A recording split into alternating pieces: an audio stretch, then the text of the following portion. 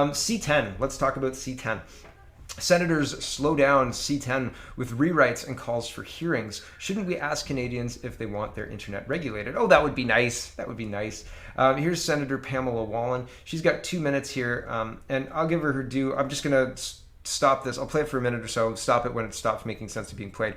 But there are people standing up for freedom of speech. We're going to talk about a a Trudeau-appointed senator later in the show. But first, here is Pamela Wallin, and she is fighting for removal of C10, or at least massive rewrites. Here she is. Let me focus on Bill C10 and the many concerns raised by experts, academics, producers, and internet users about what's in the bill, what was taken out, and what's still missing. First, remember the process by which C10 made it to the Senate. The tactics used in the other place to get this bill here before rising for the summer are both an insult to our parliamentary democracy, and it's embarrassing for many. Big tech lobbyists wanted Section 4.1 of the bill out. That is a core clause, clearly protecting individual users on social media from being considered online broadcasters and therefore subject to regulation and possible censorship. But the government summarily removed the protection clause from their own bill against the advice of even their own drafters. When repeatedly asked to explain, the Heritage Minister said simply it wasn't necessary. Well, it is. If you are not explicitly exempted, then you are implicitly included. Of course, this was an alarm. So that's one senator speaking out. There are others as well. Mr. Senator Housakis was another speaking out about this. And my mouse has disappeared again.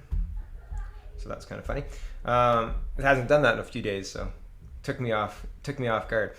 Senator Pamela Wallin says, heartfelt thanks to the many and thousands of you who believed in free speech and opposed any attempt at censorship. Your message of support as we resisted Bill C-10 were meaningful. The bill has now been sent to committee, and if there is no election, we will take it on in the fall. If an election is called and this bill dies, the government will of course bring it back, along with Bill C-36, which is also a very troubling piece of legislation. Let's hope they've listened and heard our genuine concerns about this approach. Free speech is a core Canadian value, and we must always protect it. Yeah, well, I agree. I do agree, having been censored from YouTube, right?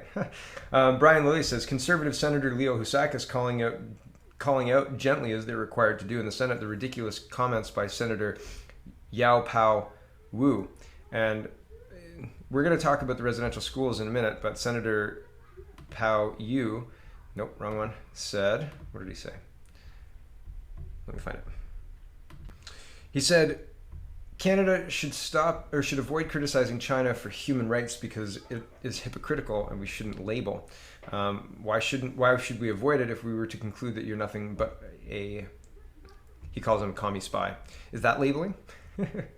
Very interesting, is it? So with that in mind, Senator Housakis says, here we go.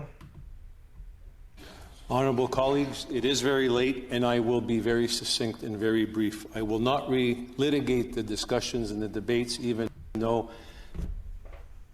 there's been a number of points that have been brought up by Senator Beam and Senator Wu and Senator Harder since the last time I spoke. But I will just simply say this, that at the end of the day, this motion is not about compelling the government to do one thing or another. As we know, there's the executive branch of government, which has its rights, privileges, and obligations, and there's Parliament of Canada that speaks as the democratic voice on behalf of this country and on behalf of the values Canadians hold dearly. There are senators who speak on behalf of global affairs. There are senators who speak and advocate consistent talking points that we hear from the Canada-China Business Council. At the end of the day, I think we have to look at the facts before us. And the facts before us is currently right now in China, we have a minority Uyghur population of citizens who are being held in the most atrocious conditions.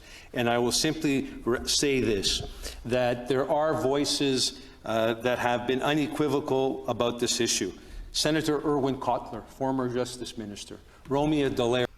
And I'll not listen. I will not go through the list, but people speaking out in the Senate is very interesting with regards to that structure influencing free speech. Imagine how many people who don't have Canada's best interests at heart are in that chamber, right? And how many get a vote in passing C10 and C36 and sending it back unchanged for royal assent? Is that lawmaking?